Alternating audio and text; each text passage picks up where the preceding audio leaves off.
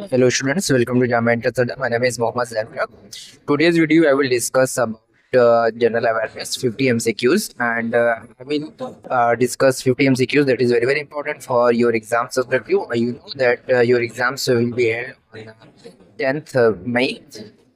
Be on as sociology, psychology, geography, BSW and on 11th B honours political science and multidisciplinary. तो ये दोनों exams के लिए बहुत ज़्यादा इंपॉर्टेंट है और अदर्स कोर्सेज के लिए भी इम्पॉर्टेंट है। तो ये वीडियो आप लास्ट तक जरूर देखिएगा। अगर आपको ये पीडीएफ चाहिए या फिर आपको करंट अफेयर्स वगैरह की पीडीएफ चाहिए तो आप हमें कमेंट कर दीजिएगा या फिर आप हमें व्हाट्सएप पे मैसेज कर दीजिएगा, मैं आपको शेयर कर दूंगा। ओके, तो हम लोग डिस्कस करने वाले हैं कि फर्स्ट क्वेश्चन है which factor primarily explains the formation of the Thar desert despite proximity to the Arabian Sea। तो इसका आंसर क्या है? इसका आंसर आप कमेंट सेक्शन में बताइएगा। देखिए, आप लोग जिस तरीके से कमेंट सेक्शन में बताते रहेंगे उसी तरीके से मैं ये वीडियो लाता रहूंगा। ठीक है, तो पहला आंसर क्या होगा? पहला इसका आंसर होगा B, land shadow effect of Aravalli. तो इसका आंसर क्या होगा? बी होगा। ओके, एंड क्वेश्चन नंबर 2 की तरफ जाते हैं। Which of the following rivers does not originate in India. तो क्वेश्चन नंबर 2 का आंसर क्या है? क्वेश्चन नंबर 2 का आंसर है ए, सतलज। तो सतलज नदी का जो ओरिजिनेशन है वो इंडिया में नहीं होता है, तो ये आप ध्यान रखिएगा। तो which of the following rivers does not originate in India, तो वो क्या आंसर होगा? उसका आंसर होगा ए। क्वेश्चन नंबर 3 की तरफ मूव करते हैं। क्वेश्चन नंबर 3 है विच soil is the most suitable for cotton cultivation. ये क्वेश्चन आपको जामिया मिल्लिया इस्लामिया का जो बीएड का भी जल्दी एग्जाम हुआ है और कुछ एग्जाम्स हुए हैं जिसके अंदर ये क्वेश्चन पूछा गया है। तो आप यह ध्यान में रखिएगा कि इस तरीके से क्वेश्चन आपसे पूछा जा सकता है। विच soil is most suitable for cotton cultivation, question number 3। इसका आंसर क्या होगा? इसका आंसर होगा सी, ब्लैक सॉइल। तो ये आपको ध्यान रखना है। Question number 4, the equator passes through which of the following lands. अब ये क्वेश्चन बहुत इंपॉर्टेंट है। सबसे पहले आप जान लीजिए कि इक्वेटर क्या होता है, ये आप बताइएगा कमेंट सेक्शन में। दूसरी चीज, मैं आपसे एक और क्वेश्चन पूछता हूँ कि इक्वेटर जो है वो क्या नाम है, जो इक्वेटर है वो क्या होता है, ये चीज बताइएगा कमेंट सेक्शन में। और ये बताइएगा कि जो प्राइम टाइम जो इमेजिनरी लाइन है वो कहाँ से होकर गुजरती है, तो ये चीजें आप बताइएगा। तो क्वेश्चन नंबर 4 है the equator passes through which of the following lakhs. Question number 4, इसका आंसर क्या होगा? इसका आंसर होगा लैक विक्टोरिया। ओके, अच्छा, ये लैक विक्टोरिया कहाँ पे स्थित है, यानी कि कहाँ सिचुएटेड है, ये भी आप कमेंट सेक्शन में बताइएगा। जिस तरीके से आप इंटरैक्ट होगे उसी तरीके से मैं इसी तरीके से क्वेश्चंस लाता रहूँगा। तो ये ज्योग्राफी के कुछ इंपॉर्टेंट क्वेश्चंस हैं और इसी तरीके से हम 50 क्वेश्चंस करेंगे जो कि बहुत ही मोस्ट इंपॉर्टेंट क्वेश्चन है। क्वेश्चन नंबर 5 की तरफ मूव करते हैं। Which layer of atmosphere is responsible for weather phenomena. तो क्वेश्चन नंबर 5 जो कि क्लाइमेटोलॉजी से क्वेश्चन पूछा गया है। क्वेश्चन नंबर 5 में पूछा जा रहा है कि which layer of atmosphere responsible for weather phenomena. तो इसका आंसर क्या होगा? इसका आंसर होगा सी, ट्रोपोस्फियर। अब आपको बताना है कि स्ट्रेटोस्फियर में क्या होता है एंड थर्मोस्फियर में क्या होता है। Question number 6, which ocean current is cold. तो क्वेश्चन नंबर 6 का आंसर क्या होगा? क्वेश्चन नंबर 6 का जल्दी कमेंट सेक्शन में बताओ आप। क्वेश्चन नंबर 6 का आंसर होगा C, Canary Current. Okay, and question number 7, monsoon winds reverse direction due to. Question number 7, question number 7 ये भी ज्योग्राफी का क्वेश्चन है। क्वेश्चन नंबर 7 का आंसर क्या होगा? इसका आंसर होगा B, differential heating of land and sea. Okay, and question number 8, the Deccan plateau is made mainly of. तो क्वेश्चन नंबर 8 का आंसर क्या है? क्वेश्चन नंबर 8 का आंसर है बी। ओके, इसका आंसर होगा बी, इग्नियस रॉक। ठीक है, igneous rock. Question number 9, which strait connects the Mediterranean sea and Atlantic ocean. Question number 9 का आंसर क्या है? क्वेश्चन नंबर का 9 का आंसर है सी। अच्छा, ये जो हार्मोज स्ट्रेट है ये किस कंट्री से होकर गुजरती है, मतलब किस कंट्री के दोनों के बीच में है, तो ये आप कमेंट सेक्शन में बताइए क्योंकि ये आपका करंट अफेयर से क्वेश्चन है। ऐसा क्वेश्चन जामिया मिल्लिया इस्लामिया ने कई कोर्सेज में पूछा है और आगे भी पूछे जाने के चांसेस हैं, तो अब ये ध्यान में रखिएगा। Question number 10, which region receives rainfall from both south west and north east monsoon. Question number 10, इसका आंसर क्या होगा? स्टूडेंट्स जल्दी जल्दी आप कमेंट सेक्शन में बताएं क्वेश्चन नंबर 10 का आंसर क्या होगा? इसका आंसर होगा C, Tamil Nadu. Okay, and question number 11, which part of the constitution deals with the fundamental right. अब यहाँ से जो है वो पॉलिटी के क्वेश्चन स्टार्ट हो जाते हैं। तो विच part of the constitution deals with fundamental rights, it is a very very important for your exams perspective. तो खासकर तो पॉलिटिकल साइंस वालों के लिए तो और ही ज़्यादा। क्वेश्चन नंबर 11 का आंसर क्या होगा? इसका आंसर होगा बी। अब आप बताइए कॉन्स्टिट्यूशन का जो क्या कहते हैं किस पार्ट के अंदर सिटीजनशिप के बारे में बात की गई है, तो ये आप कमेंट सेक्शन में बताइएगा। Question number 12, the concept of judicial review is borrowed from. तो जुडिशियल रिव्यू कहाँ से लिया गया है ये आप बताइएगा, और किस आर्टिकल जो में ये चीज़ें डिस्क्राइब की गई हैं, तो ये आप बताइए। चलिए मैं बता देता हूँ, article 13, that is the very very important for judicial review. Question number 12 का आंसर क्या होगा? क्वेश्चन नंबर 12 का मैं तो बताने वाला नहीं हूँ, मैं इतना बता ही चुका हूँ, तो आप कमेंट सेक्शन में बताइएगा। अगर मैं सभी बता दूँ तो फिर बेकार है फिर, ठीक है। Question number 13, which amendments introduce the fundamental duties, ये भी इंपॉर्टेंट है। विच amendment introduce the fundamental duties. Question number 13 का आंसर क्या होगा बताइए। क्वेश्चन नंबर 13 का जो आंसर है वो है 42nd, ठीक है। लेकिन आप 44th अमेंडमेंट के बारे में भी जान लीजिए कि उसमें फंडामेंटल राइट्स में क्या डेवलप किया गया, क्या अमेंडमेंट्स किए गए, ये सब चीज़ें आप जान लीजिएगा। देखिए इसमें जितने भी अमेंडमेंट्स हैं वो आपके लिए इम्पोर्टेंट हैं। 42nd अमेंडमेंट देख लीजिएगा जिसको मिनी कॉन्स्टिट्यूशन भी कहा जाता है। 44th भी देख लीजिएगा। 52nd that is a very very important for anti defection law जो कि 10th शेड्यूल में आता है। एंड 61st अमेंडमेंट भी इम्पॉर्टेंट है जो कि राइट टू वोट से रिलेटेड है, तो ये आप याद रखिएगा। देखिए किसी भी क्वेश्चंस को सॉल्व करने का यही तरीका होता है कि जो ऑप्शंस होते हैं, ऑप्शंस की भी लेयर्स होते हैं, उस लेयर्स को जानो कि 42nd आया है तो 42nd से हम क्या जान सकते हैं, 44th से क्या जान सकते हैं, 52nd से क्या जान सकते हैं, 61st से अगर हम और भी लेयर्स को ओपन करें तो और भी चीज़ें निकल कर आएंगी। अगर मान लो मैं पूछूं कि 44th अमेंडमेंट एक्ट कब आया हुआ था, 42nd अमेंडमेंट एक्ट कब आया हुआ था, 52nd अमेंडमेंट एक्ट कब आया हुआ था, जब 52nd की बात करेंगे तो एंटी डिफेक्शन लॉ की बात करेंगे, एंटी डिफेक्शन लॉ कब आया हुआ था इसकी बात करेंगे, क्यों आया हुआ था, आया राम गया राम जो कॉन्सेप्ट है वो सब चीज़ें आपको डिस्कस करनी पड़ेंगी, वो सब चीज़ें आपको जाननी होंगी। तो ही आप इस तरीके से लेयर्स बाय लेयर्स जब आप इस तरीके से करते हो तो आपकी नॉलेज बूस्ट होती है। तो क्वेश्चन नंबर 14 पे हम मूव करते हैं। The president of India is elected by, president किसके द्वारा इलेक्ट किया जाता है? Question number 14, the president of India is elected by, इसका आंसर होगा इलेक्टोरल कॉलेज, सी। ओके, अब एक चीज़ और मैं पूछता हूँ आपसे कि जो राज्यसभा है, ठीक है, राज्यसभा है, राज्यसभा के मेंबर्स जो होते हैं वो किसके द्वारा इलेक्ट किए जाते हैं, ये आप कमेंट सेक्शन में बताइएगा। Question number 15, which article deals with emergency due to war. Question number 15, question number 15 का आंसर क्या होगा? इसका आंसर होगा ए 352, ठीक है। अब आप कमेंट सेक्शन में ये बताइएगा कि इमरजेंसी जो है वो फर्स्ट टाइम इंडिया में कब इम्पोज्ड हुई थी। Okay, question number 16, panchayat Raj included in. Question number 16 का आंसर क्या होगा?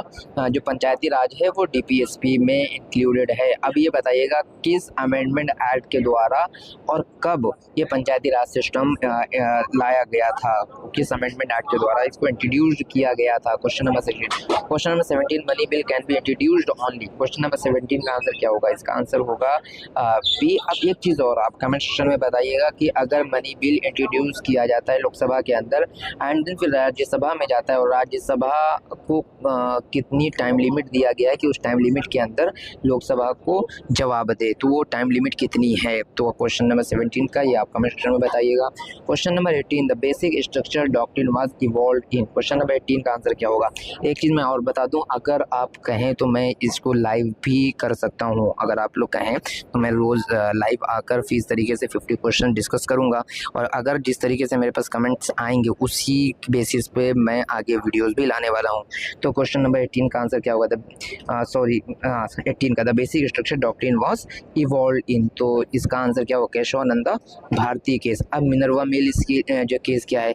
मिनर्वा मिल्स केस में क्या होता है कि इसमें क्या कहते हैं ये मिनर्वा मिल्स केस भी इसी से रिलेटेड है, लेकिन केशवानंद भारती केस सबसे पहला वो है जिसके अंदर ये चीज़ें बात की थी। गोलकनाथ केस भी उसी से रिलेटेड है, मेनका गांधी केस भी उसी से रिलेटेड है, लेकिन मेनका गांधी केस में हल्का सा डिफरेंट आ जाता है, तो ये आपको इतना ज़्यादा डीप लेने की ज़रूरत नहीं है। ठीक है, ठीक है। गोलकनाथ केस में जो जस्टिस थे, जस्टिस क्या नाम है, मैं भी इस समय मेरे माइंड से निकल रहा है, वरना मैं बता देता। आई थिंक जस्टिस भगवती वगैरह ये सब लोगों ने अपनी अपनी जो राय रखी थी, अपनी अपनी बातें रखी थी, उसी के बेसिस पे केशवानंद भारती केस वहीं से रिलेट करता है। तो आप जब BLLB करोगे तो वो आपके लिए इंपॉर्टेंट होता है, अभी आपके लिए आई थिंक मुझे नहीं लगता कि इंपॉर्टेंट है। ठीक है, इतना ज़्यादा डीप नहीं पूछता है Jamia. Question number 19, which body recommends MSP? Question number 19 का आंसर क्या होगा? क्वेश्चन नंबर 19 का आंसर है C। Okay, and question number 20, which schedule deals with anti defection law? हमने कहा था ना कि ऐसे क्वेश्चंस आते हैं, आ गया। तो क्वेश्चन नंबर 20 का आंसर क्या है अभी तो मैंने बताया था, तो ये आपको कमेंट सेक्शन में बताना है। Question number 21, who introduced permanent settlement? ये हिस्ट्री का क्वेश्चन है। ठीक है, तो क्वेश्चन नंबर 21 का आंसर क्या है? ये सब अगर जो मेरे प्रीमियम बच्चे जो देख रहे हैं उन्हें पता होगा कि हाँ सर ने पढ़ाया है ये सब चीज़ें। क्वेश्चन नंबर 21 का आंसर क्या होगा? इसका आंसर होगा B, लॉर्ड कॉर्नवालिस। अब लॉर्ड हास्टिंग के बारे में हमें आपको पता ना हो चाहिए। लॉर्ड डलहौजी कौन सा जो क्या कहते हैं लेकर आए थे चीज़ें, क्या क्या बिल्स इंट्रोड्यूस की थी, इन सब चीज़ों के बारे में आपको पता होना चाहिए। Question number 22, the non cooperation movement was withdrawn due to? Question number 22, इसका आंसर क्या होगा? इसका आंसर होगा B, चौरी चौरा इंसिडेंट हुआ था, जिसके अंदर का जो क्या कहते हैं क्या होता है कि काफ़ी लोग जो क्या कहते हैं वो सब चीज़ें फूंक देते हैं, जो स्टेशन वगैरह हो, जो पुलिस स्टेशन वगैरह होता है, तो ये सब हो जाता है, जिसकी वजह से नॉन कोऑपरेशन मूवमेंट जो है वो विड्रॉ कर दिया जाता है। किसके द्वारा किया जाता है ये कमेंट सेक्शन में आप बताइएगा। Question number 23, who founded Arya Samaj? ठीक है, ये भी बहुत इंपॉर्टेंट है, ये जामिया कई बार अपने PYQs में पूछा है, आप देख सकते हैं। क्वेश्चन नंबर 23, इसका आंसर क्या होगा? इसका जो आर्य समाज का इसका आंसर होगा B, Dayanand Saraswati. Question number 24, first battle of Panipat was fought in? अब ये फर्स्ट बैटल आपको मालूम होनी चाहिए, सेकंड बैटल किसके बीच में हुई थी और कब हुई थी ये मालूम होना चाहिए, थर्ड बैटल पानीपत कब हुई थी, किसके बीच में हुई थी, ये आपको पता होना चाहिए। तो फर्स्ट ए होगा 1526। अच्छा, ये किसके बीच में हुई थी ये आप कमेंट सेक्शन में बताइए, तो पता ही होना चाहिए, क्योंकि भाई ये बाबर, अब ये तो मैं बता दे रहा हूँ कि बाबर आया हुआ था, बाबर वो किसके बीच में हुई थी ये आप बताइए कमेंट सेक्शन में। Question number 25, the Harappan civilization is known for? ठीक है, तो क्वेश्चन नंबर 25 का आंसर क्या होगा? इसका आंसर होगा B, प्लांट सिटीज। इसके ऊपर हमने बहुत ही अच्छे से डिस्कस किया है, तो आप जो बच्चे हमारे प्रीमियम बच्चे हैं जो हमसे बैच लिए हैं वो अच्छे तरीके से इसके ऊपर जानते होंगे। ठीक है, आयरन टूल्स किस एज में आया हुआ था? ठीक है, कॉइन्स वगैरह कब हुई, टेम्पल्स का क्या रोल है, इन सब चीज़ें हमने बता रखी है। Question number 26, who was the first governor general of independent India? अच्छा, यहाँ पे बच्चे कंफ्यूज हो जाते हैं, क्वेश्चन पूछा जा सकता है कि who was the first governor general of Bengal, who was the first governor general of India, लेकिन जब इंडिपेंडेंट इंडिया की बात हो तो आपको ध्यान में रखना है कि कब की बात की जा रही है, ये ब्रिटिश हुकूमत की बात नहीं की जा रही है, जब हमारा देश आज़ाद हो गया था उसकी बात की जा रही है। तो इसका आंसर होगा माउंटबेटन। ठीक है, ये आप याद रखिएगा। Okay, question number 27, ryotwari system was introduced by? Question number 27, इसका आंसर क्या होगा? 27, तो रॉयटरी सिस्टम किसके द्वारा? मुनरो के द्वारा जो किया गया था। ओके, ठीक है, which act transferred power from company to crown? Question number 28, किस एक्ट लाया गया था जिसके द्वारा जो ट्रांसफ़र किया गया था, जो कंपनी की पावर थी, power from company to crown, crown को दिया गया था। क्वेश्चन नंबर 28, इसका आंसर होगा D, government of India act. इसमें हुआ ये था कि 1857 की लड़ाई हुई थी। 1857 में क्या हुआ था कि कहीं ना कहीं इंडियंस भारी पड़ गए थे, तो जो क्राउन थी, जो ब्रिटिशर्स थे, उनके जो वहाँ के जो मेन हुकूमत थी, गवर्नमेंट थी, उसने जो कंपनी से कहा था कि देखो हम आपको मदद तभी करेंगे जब आप सारी चीज़ें हमारे अंडर में दे देंगे, अगर आप नहीं देंगे तो आप फिर ऐसे मरते फिरो। तो क्या हुआ था कि यहाँ की आवाम बहुत ताकतवर निकली, कहीं ना कहीं उनको जड़ से उखाड़ फेंक दिया, लेकिन जब वहाँ की ब्रिटिश हुकूमत ने अपनी फोर्स भेजी तब जाकर यहाँ का वो रिवॉल्ट कहीं ना कहीं रोक पाए थे। तो ये आपको जानना ही है, 1857 का जो रिवॉल्ट हुआ था, अच्छा उस रिवॉल्ट को किस नाम से जाना जाता है, ये कमेंट सेक्शन में आप बताइएगा। Question number 29, who give slogan Swaraj is my birth right? ये बताइएगा। क्वेश्चन नंबर 29, ये तो आपको पता ही होना चाहिए। और डू और डाई किसने ये स्लोगन दिया था, ये कमेंट सेक्शन में बताइएगा। Question number 30, the Indus valley people used which metal widely. Question number 30, तो इंडस वैली के जो पीपल थे, जो लोग थे, वो सबसे ज़्यादा कौन सा मेटल यूज़ करते थे। क्वेश्चन नंबर 30 का आंसर क्या होगा, बी होगा। अच्छा, एक चीज़ और, मैं ये बताइए कि क्या इंडस वैली जो उस समय के जो पीपल थे वो आयरन के बारे में जानते थे, आयरन की डिस्कवरी हुई थी या नहीं हुई थी। Question number 31, the French revolution began in, ये वर्ल्ड हिस्ट्री से क्वेश्चन है। क्वेश्चन नंबर 31 का आंसर क्या होगा, इसका आंसर होगा B 1789। Okay. Question number 32, industrial revolution started in. Question number 32 का आंसर क्या है, इसका आंसर है D Britain. Question number 33, league of nation was formed after.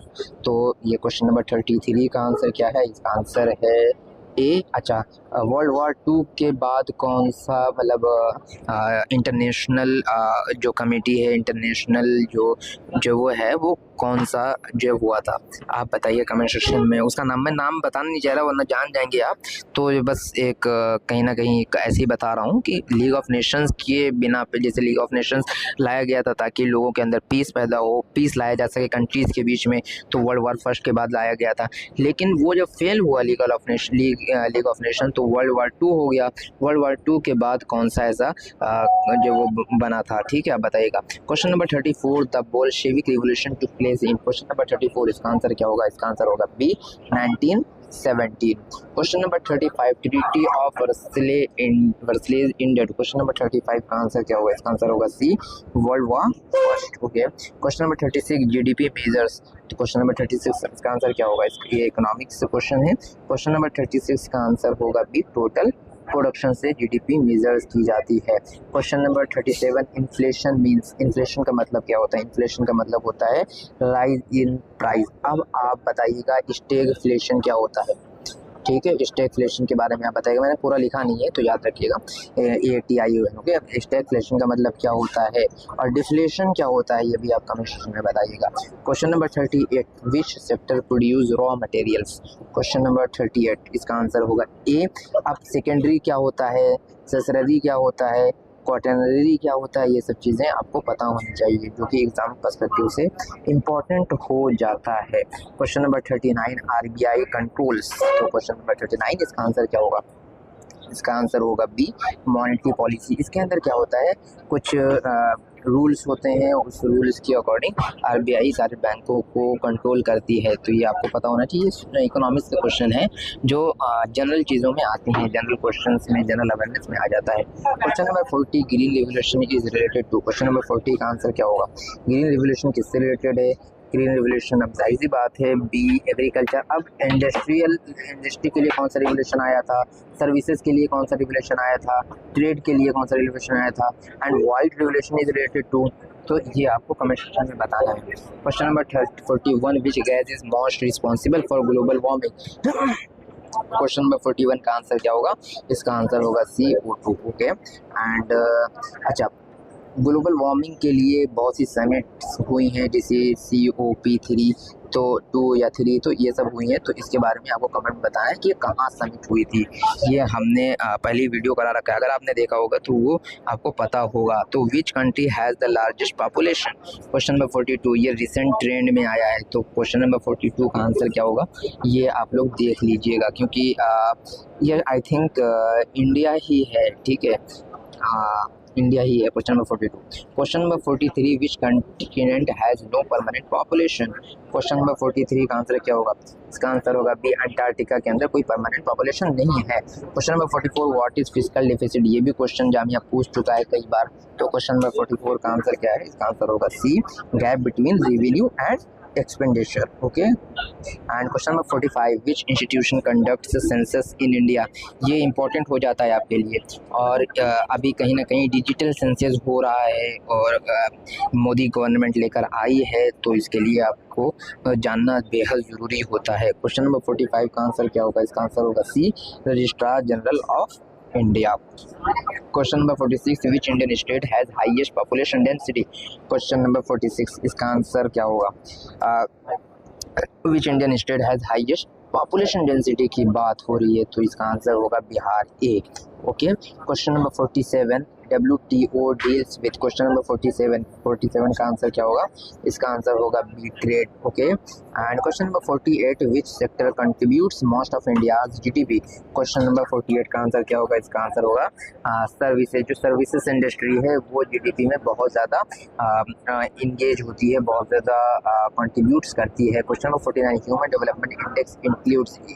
तो इसके बारे में हमने बताया था कि ह्यूमन डेवलपमेंट इंडेक्स कौन जो है रिलीज करता है, ये सब चीज़ें हमने डिस्कस की थी, तो वो वीडियो आप देख सकते हो। क्वेश्चन नंबर 49 का आंसर होगा B, health, education and income. And question number 50, which river forms the largest delta. तो क्वेश्चन नंबर 50 का आंसर क्या होगा? इसका आंसर होगा सी, गंगा एंड ब्रह्मपुत्र। ये जो है वो लार्जेस्ट डेल्टा प्रोड्यूस करते हैं। इसी तरीके से अगर आप चाहते हैं कि हम वीडियोस लाते रहें तो आप कमेंट सेक्शन में बताइएगा। जिस तरीके से आपका रिस्पांस आएगा उसी तरीके से हम आपको ऐसी ही वीडियो प्रोवाइड करते रहेंगे।